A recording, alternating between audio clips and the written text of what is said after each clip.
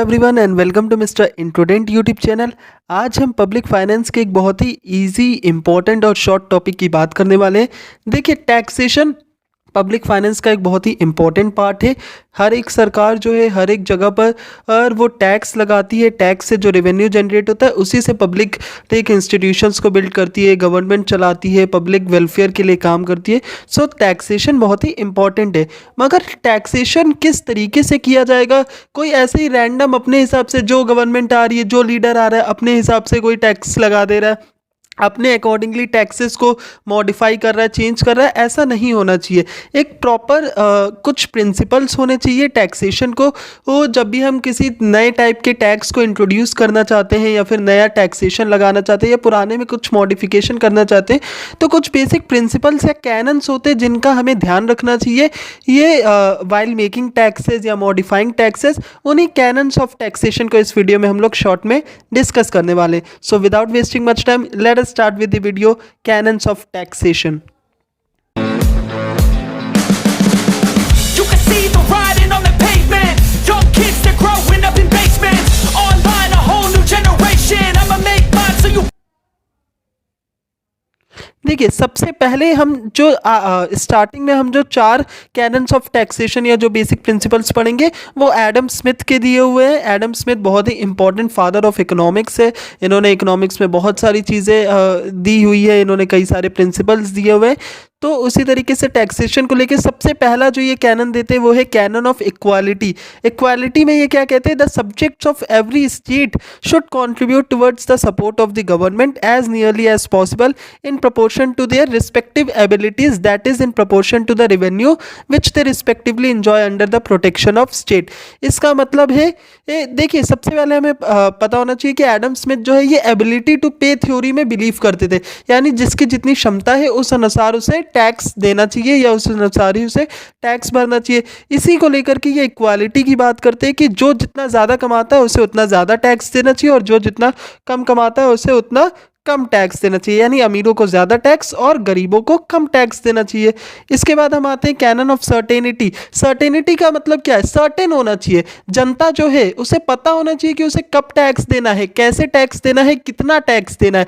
यानी सारी चीज़ें हाउ, व्हेन, वेयर, ये सारी चीज़ें क्लियर होनी चाहिए। ये नहीं होना चाहिए कि कभी भी कुछ भी, इस महीने ये अगस्त में आप 10% टैक्स दे रहे हो, सितंबर में आप 15% टैक्स दे रहे हो और जो नेक्स्ट मंथ से उसमें आप 10% टैक्स दे रहे हो, 8%। ऐसे नहीं होना चाहिए। पूरा थ्रू आउट द ईयर आप 1% या 10% या जितना भी रेट है वो एक सर्टेन अमाउंट आपको हमेशा देना चाहिए। यानी हमेशा जो टैक्सेशन है उसे गवर्नमेंट को इस तरीके से बनाना चाहिए कि उसे कैसे पे किया जाए, किसको पे किया जाए, कितना पे किया जाए, ये सारी चीज़ें सर्टेन होनी चाहिए। कैनन ऑफ कन्वीनियंस, इसका मतलब है कि एक तो भाई जो बंदा है वो टैक्स भी दे रहा है, ऊपर से आपने टैक्स को सबमिट करने के लिए भी बहुत लॉन्ग प्रोसीजर्स रखे हैं, बहुत फाइलिंग करनी पड़ती है और बहुत बड़े बड़े बैलेंस शीट्स बनाने पड़ते हैं, बहुत ज़्यादा पेपर वर्क होता है। ऐसा नहीं, ईजी मोड ऑफ ट्रांजैक्शन। जैसे अब जो डिजिटल इंडिया है वो एक तरीके से कन्वीनियंस, आप जो जीएसटी रिटर्न्स फाइल करते हैं या जीएसटी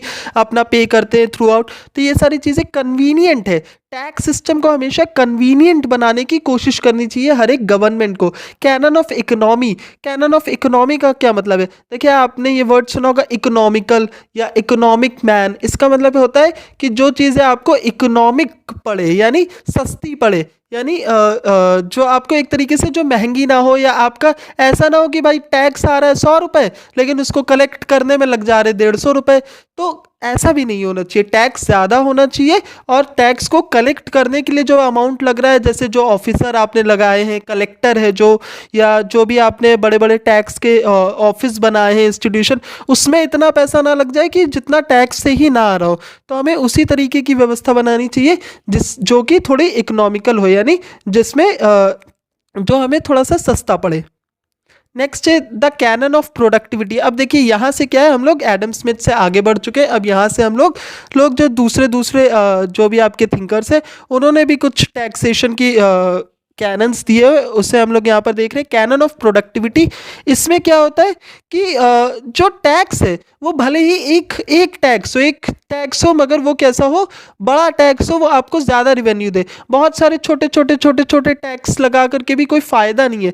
या फिर इस तरीके से आपका टैक्स होना चाहिए, ये जो कि आपको ज़्यादा रिवेन्यू भी दे और ज़्यादा लोगों पर बर्डन भी ना पड़े। A tax should be productive in sense that it should bring large revenue which should be adequate for the government. ठीक, इसका मतलब क्या है कि देखो इसमें एक और चीज़ बताई जाती है कि the tax which brings larger revenue is better than a number of taxes which bring small revenue. यानी छोटे छोटे बहुत सारे टैक्सेस लगा दिए, स्टेट ने ये लगा दिया, कोई वैट लगा रहा है, कोई एक्साइज ड्यूटी लगा रहा है, कोई कुछ लगा रहा है, इसी को तो रिप्लेस करके हम अब जीएसटी लेकर के आए कि एक ही तरीके का एक बड़ा टैक्स लगा दो, एक सीजीएसटी लगा दो, एसजीएसटी लगा दो, यूजीएसटी लगा दो और उसी में सारे जो छोटे मोटे जो भी टैक्सेस है सब कवर अप हो जाए। तो ये भी एक कैनन ऑफ प्रोडक्टिविटी है। कैनन ऑफ इलास्टिसिटी यानी जो टैक्सेस है गवर्नमेंट का उस पर कंट्रोल होना चाहिए, वो इलास्टिक भी होने चाहिए और फ्लेक्सिबल भी होनी चाहिए। देखिए दो चीज़ें अलग अलग है, इलास्टिसिटी और फ्लेक्सिबिलिटी। इलास्टिसिटी का मतलब क्या है कि गवर्नमेंट जो है वो रेट्स को कम कर सके या बढ़ा सके जब उसे रेवेन्यू की ज़रूरत हो। फ्लेक्सिबिलिटी का मतलब है कि वो और नए टैक्सेस को ऐड कर सके या फिर किसी ही टैक्सेस को रिमूव कर सके या किसी टैक्स में मॉडिफिकेशन कर सके, किसी में सरचार्ज ऐड कर दे, कुछ ऐड कर दे, तो वो इस तरीके से फ्लेक्सिबल भी होने चाहिए। सो इलास्टिक और फ्लेक्सिबिलिटी दोनों होनी चाहिए। सिंप्लिसिटी यानी टैक्सेस सिंपल होने चाहिए, सिंपल जैसे प्रोग्रेसिव टैक्स हो गया या प्रोपोर्शनल टैक्स हो गया। कुछ बहुत ज़्यादा कॉम्प्लेक्स टैक्स का सिस्टम नहीं होना चाहिए कि यार इतना परसेंट, इतना कुछ मैथ्स बहुत ज़्यादा कॉम्प्लिकेटेड नहीं करना चाहिए। ऐसा हो कि इंसान जो है एक नॉर्मल टैक्स पेयर, एक नॉर्मल सिटीजन भी उसे समझ पाए। अब नेक्स्ट है हमारा द कैनन ऑफ डाइवर्सिटी, यानी एक ही टैक्स की मदद से आप सब से निकाल लो पैसा, ऐसा सोचना थोड़ा गड़बड़ है। आप क्या डाइवर्स अलग अलग रिवेन्यू रिक्वायरमेंट्स के हिसाब से अलग अलग तरीके के टैक्सेस लगा सकते हो। कहीं पर सेल्स टैक्स लगा रहे हो, कहीं पर आप कुछ लगा रहे हो, किसी पे इनकम टैक्स लगा रहे हो, कोई कंपनी है तो उस पर कॉर्पोरेट टैक्स लगा रहे हो। तो इस तरीके से आप डाइवर्सिफाइड तरीकों से टैक्सेशन को कलेक्ट कर सकते हो। तो ये कुछ इंपॉर्टेंट कैनन्स ऑफ टैक्सेशन थे, इसके नोट्स आपको मेरे टेलीग्राम चैनल पर मिल जाएंगे। अगर कुछ भी डाउट्स है तो आप मुझसे टेलीग्राम पर पूछ सकते हैं या फिर कमेंट सेक्शन में पूछ सकते हैं। अगर आपको ये वीडियो अच्छी लगी है so do like share subscribe and thank you for watching.